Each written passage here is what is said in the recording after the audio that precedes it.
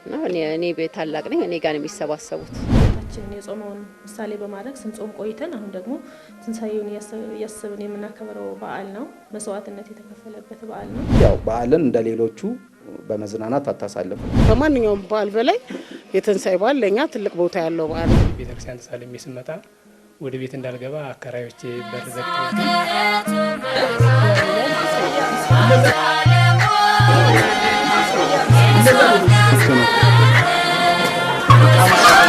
ተመልካቾቻችን አሁን የምንገኘው በሾላ ገበያ ነው። የበዓል ድባቡ ምን እንደሚመስል ዞር ዞር እያለን እየተመለከትን እንገኛለን።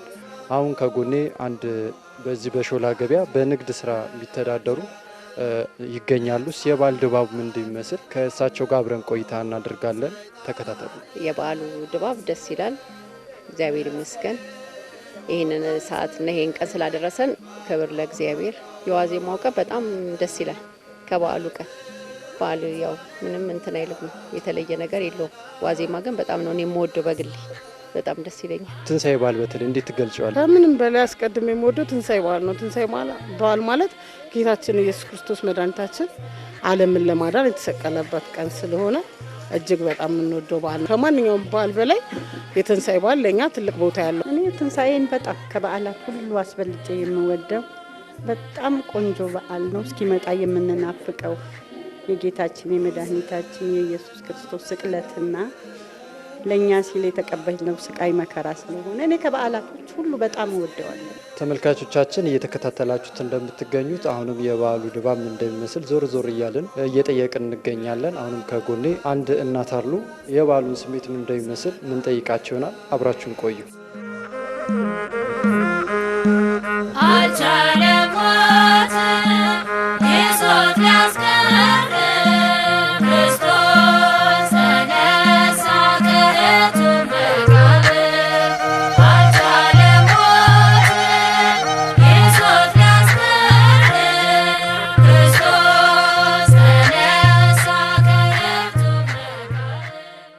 እንኳን ለትንሳኤ በዓል አደረሰዎት እንላለን። የትንሳኤ በዓል እንደው ሲለርሱ እንዴት ይገለጻል? ስሜቱን ቢነግሩ። ጌታ ለኛ ሲል የተሰቀለበት በመሆኑ ሁሌ በጉጉትና በናፍቆት እንጠብቀዋለን።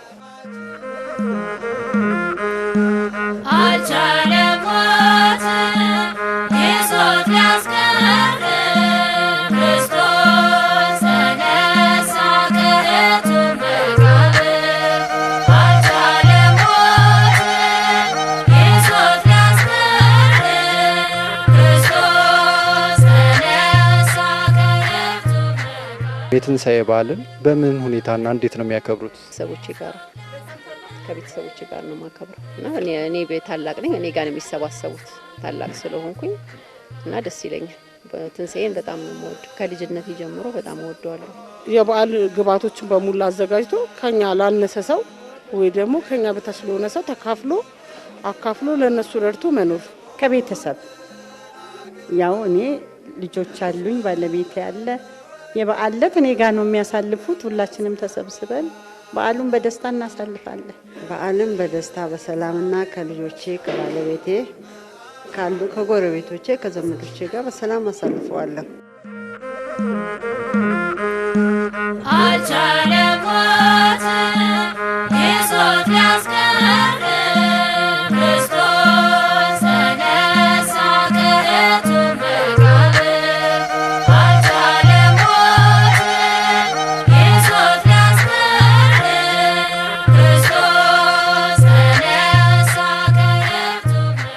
ከሾላ ገበያ ነጋዴዎች ጋር የነበረን ቆይታ አጠናቀን በቀጣይ ወደ ኢትዮጵያ ኦርቶዶክስ ተዋሕዶ ቤተክርስቲያን ምግባረ ሰናይ ከሚገኙ አጠቃላይ የሕክምና ባለሙያዎች ጋር የምናደርገውን ቆይታ ወደዛ እናመራለን።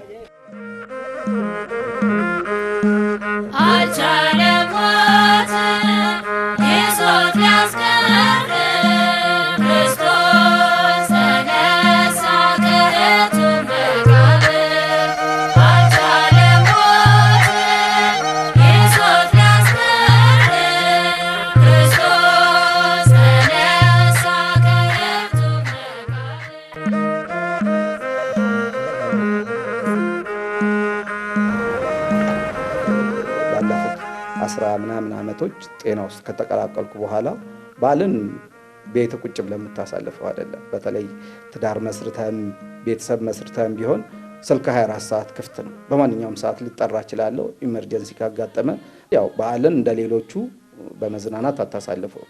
ሰውን ለማገዝ ለመርዳት ሬዲ ሆነ ነው የምትጠብቀው። የበዓል ቀን ምን ሊያጋጥም እንደሚችል አይታወቅም። ብዙ ሰው ሊፈለግ ስለሚችል ለዛ ያው በዓልን በከፊል ነው የምናሳልፈው። ያው ብዙ ጊዜ ሕክምና ሙያ ላይ ስትሆን በተለያየ ምክንያት ልታሳልፈው ትችላለህ። በፊት ተማሪም እያለን ያው ትምህርት ላይ ሆነን ከቤተሰብ ተለይተን በግቢ ጉባኤ ውስጥ ነው ስናሳልፍ የነበረው። ከዛም በኋላ ደግሞ በስራ ላይ ሆነን ተረኞች ልንሆን እንችላለን፣ ስራ ላይ ሆነን ልናሳልፍ እንችላለን። አሁን ደግሞ ከቤተሰብ ጋር ነው እያሳለፉ ያለሁት። እንግዲህ የትንሳኤ በዓል ያው ሐኪም እንደመሆኔ መጠን ብዙ ጊዜ ያው አሁን እንዳገኛችሁኝ አሁን ሆስፒታል ላይ ነው ያለሁት። ስለዚህ በሆስፒታል በመሆን ጊዜ እንግዲህ ፔሸንት ጋር ነው ብዙ ጊዜ የምናሳልፈው። ከፔሸንት ጋር በሚሆን ጊዜ ግን ፉል ታይም ፔሸንት ላይ ኢንጌጅ አድርገን አናሳልፍም። የተወሰኑ ፔሸንት በማይኖር ጊዜ በመሀል በሚፈጠሩ ክፍተቶች የተወሰነ ያው ባለሙያዎች ተሰብስበን ባህል እንደመሆኑ መጠን የተወሰነ ሴሬሞኒዎች አዘጋጅተን ጥሩ ኢንቫይሮንመንት ክሬት ለማድረግና የተወሰነ የበዓሉን መንፈስ ለማምጣት እንሞክራለን። ሆስፒታልም ቢሆን ካልሆነ ወይም ደግሞ ቤት በምንሆን ጊዜ ግን ያው ኢትዮጵያ ውስጥ ያው እንግዲህ የትንሳኤ በዓል ትልቅ በዓል ነው። ከጠዋት ቤተክርስቲያን ከመሄድ ጀምሮ ቤት ተሰብስቦ ሴሌብሬት ማድረግ ይጨምራልና እነዛን ነገሮች አንድ ላይ ከቤተሰብ ጋር ተሰብስበን እናከብራለን። ስራችን ሕክምና እንደመሆኑ መጠን ህሙማን ሁልጊዜም አሉ። እንደውም ይልቁንም በበዓላት ጊዜ ተያይዞ የሚመጣ ህመም አለ። አስቀድመው አልጋ ይዘው የሚታከሙ ፔሸንቶች ህሙማን አሉ። እነዛን ግድ ማገልገል አለብንና በተራም ቢሆን ሆስፒታል መገኘትና እነሱን ማገልገል ግድ ስለሆነ በዓላትን በሆስፒታልና በስራ ቦታ የምናሳልፍባቸው ወቅቶች ብዙ ናቸው። ከነዛም ውስጥ ይሄው አንዱ ነው። ምናልባት ስራ ተረኛ ከሆንኩኝ በስራ ላይ ነው ማሳልፈው። በጣም ቢዚ ሆነን የምናሳልፈው በዓልን በተመለከተ። ቤት ደግሞ ከሆንኩኝ ከቤተሰቦቼ ከልጆቼ ጋር አብሬ አሳልፋለሁ። በዓልን እንግዲህ ተረኛ ካልሆንኩኝ ከቤተሰብ ጋር ነው ማሳልፈው። ያው የስራ አጋጣሚ ነውና ተረኛ ከሆንኩ ደግሞ እዚሁ ለተቸገሩ ሰዎች ለታመሙ ሰዎች እርዳታ ሳደርግ ነው የምቆየው።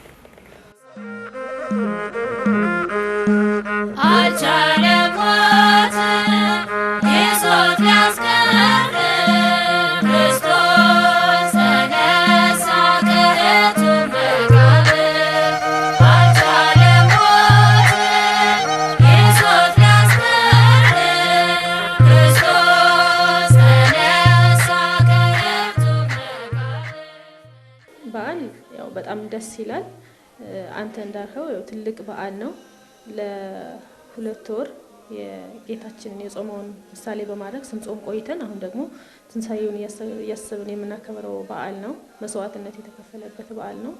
በጣም ደስ ይላል። ትንሳኤ በዓልን ስናነሳ ከሌሎች በዓሎች በጣም የተለየ ስሜት አለው። ያው ከጾሙም ጀምሮ እንዲሁም ሕማማቱንም በዓል አከባበሩንም ስናይ ትርጉሙም በጣም ከፍ ያለ ስለሆነ እንግዲህ ጌታችን መድኃኒታችን ኢየሱስ ክርስቶስ የእኛን ኃጢአት ለመሻር እንግዲህ ሞቶ የእኛን ኃጢአት እኛን ለመንግስተ ሰማያት ለማብቃት የከፈለውን መስዋዕትነት ብናስብበት ለዛም በጾምና በጸሎት ምንቆይበት በዓል ነው።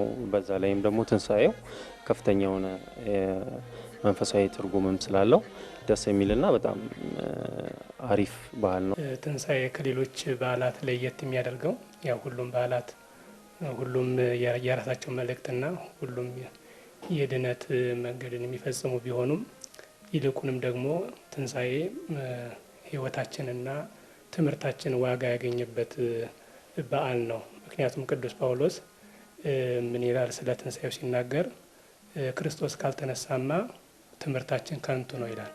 ስለዚህ ትምህርታችን ዋጋ ያገኘበት ሕይወታችን ዋጋ ያገኘው በዚህ ዕለት ነውና ታላቅ በዓል ነው። ለበዓሉ ያለኝ ስሜት በዓሉ ለእኔ ለየት ያለ በዓል ነው። ምክንያቱም ክርስቶስ ኢየሱስ ራሱን መስዋዕት አድርጎ እስከዚህ ጊዜ ድረስ እንድንበቃ እንድንኖር ያደረገን በሱ መስዋዕትነት ክፍያ ስለሆነ ለየት ያለ በዓል ነው። እንግዲህ እንደ ኦርቶዶክስ ተዋሕዶ እምነት ተከታይነቴ ትንሣኤ ሲባል ኢየሱስ ክርስቶስ መድኃኒታችን ለእኛ ሲል ሞቶ ሕይወትን ሰጥቶናልና ያንን በማሰብ ለሰው ልጆች ደህንነት ሲል ይህንን አድርጓልና ጌታችንን በማሰብ ለሰው ልጆች ጤንነት በጎ በማድረግ ነው ማስበው።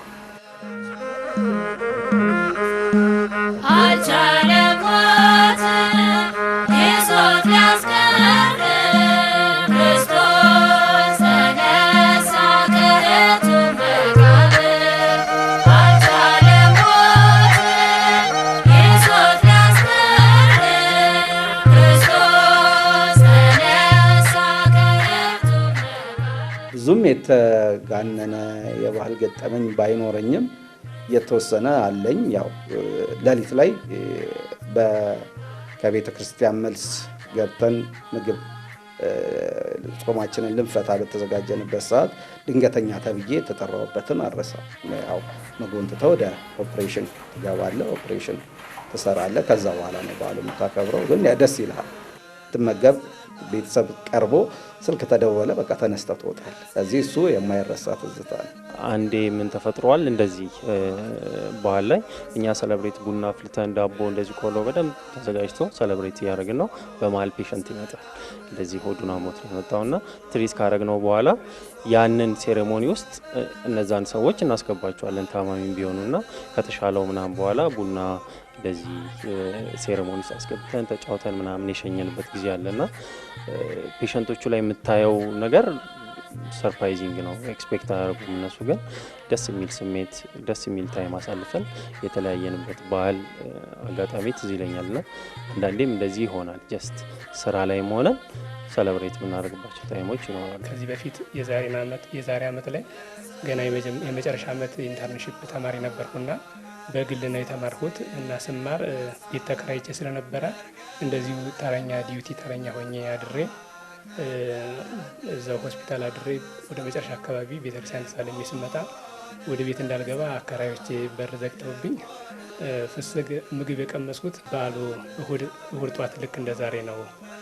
ይሄ ገጠመኝ አለኝ የዛሬ ዓመት። ከበዓሉ ጋር ገጠመኝ ብዙ ገጠመኞች ይኖራሉ። በስራ ላይ በተለይ በበዓል ጊዜ ሰዎች ብዙውን ጊዜ እየተፈነካከቱ እየተጎዱ ምናምን ይመጣሉ። በዛን ሰዓት ጎጂም ተጎጂም አብሮ ይመጣና እኛ የምንጎዳበት ጊዜ አለ። በጣም እየፈራን ነው የበዓል ጊዜ እንትን የምንለው ምን ሰራው። ስለዚህ ያኛኝ ገጠሞች በዓል ሲሆን የሆነ በውስጤ ፍራቻ ነገር አለ። ከበዓል ጋር ተያይዞ ያለ ገጠመኝ የጤና ባለሙያ ስትሆን ብዙ ነገሮች ያጋጥሙሃል። በዓልን አዳሪ ትሆንና የኢፍ አዳሪ ትሆንና ጠዋት ወደ ቤት ለመሄድ ስትዘጋጅ ተረካቢ እስከሚመጣ እየጠበቅ አንዳንድ ጊዜ ኢመርጀንሲ ኬዞች ይመጡና እዚሁ የምትሉበት አጋጣሚዎች በርካቶች ናቸውና እነዛ ነገሮች አረሳቸው። አልቻለም ሞት ይዞት ሊያስቀር ክርስቶስ ተነሳ ከሕቱ መቃብር። አልቻለም ሞት ይዞት ሊያስቀር ክርስቶስ ተነሳ ከሕቱ መቃብር።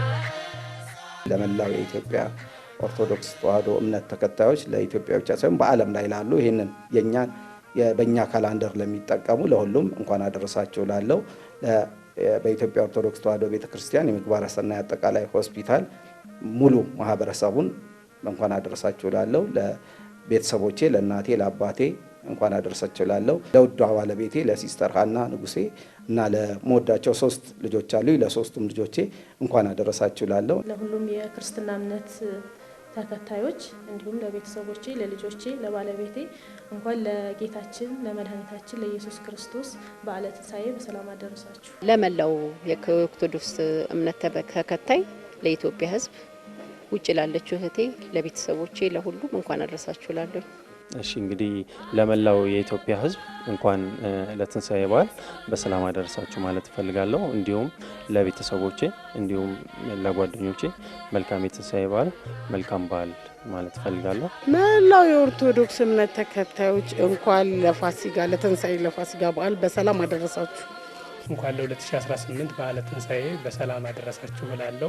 ትንሳኤ መድረስ ማለት ለበዓሉ ሳይሆን ከኃጢአት ትንሳኤ ነውና ከኃጢአት ትንሳኤ ድል ያለው ብፁዕ ነው፣ ቅዱስ ነው። በኋለኛው ሞት ላይ የኋለኛው ሞት በእርሱ ላይ ስልጣን የለውም ይላልና ለዋናው ትንሳኤ ለትንሳኤ ልቡና እንዲያደርሳችሁ ምኞቴ ነው። ልክ ክርስቶስ ሲነሳ ሙታንንም ይዞ እንደተነሳ ሁሉ እኛም ትንሳኤን ስናከብር አብረው የሚቀምሱት የሚጠጡት የሚበሉት የሌላቸውን ሰዎችንም አብረን ይዘን እንድንነሳ መልእክቴ ነው። እኔ ጠቅላላ የኢትዮጵያ ኦርቶዶክሳዊት ቤተ ክርስቲያን የሃይማኖቷ ተከታይ ለሆኑ ሁሉ ቅድሚያ እንኳን ለብርሃነ ትንሣኤው በሰላም አደረሳችሁ። አሁንም ዘመኑን ጊዜውን የሰላም የፍቅር የተድላ የደስታ ዘመን ያድርግልን። እንኳን አደረሳችሁ ውድ ቤተሰቦቼን፣ እናት አባቴን፣ እህት ወንድሞቼን፣ አክስት አጎቶቼን የቀሩትንም በኦርቶዶክስ ክርስትና ውስጥም ሆነ በሌላ ውስጥም ያሉትን ቤተሰቦችን በሙሉ መጀመሪያ እግዚአብሔር ይመስገን ፈጣሪ ለመድኃኔዓለም ክብር ምስጋና ለዚህ ላደረሰ። ከዛ ለባለቤቴ ለልጆቼና አብሮኝ ለሚሰሩት ለስራ ባልደረቦቼ በአጠቃላይ የሰላም በዓልና የሰላም የትንሳኤ በዓል ያድርግላችሁ ብዬ መልእክት አስተላልፋለሁ። ለመላው የኢትዮጵያ ኦርቶዶክስ ተዋሕዶ እምነት ተከታዮች በሙሉ እንኳን ለጌታችን ለመድኃኒታችን የኢየሱስ ክርስቶስ የትንሣኤ በዓል እንኳን አደረሳችሁ።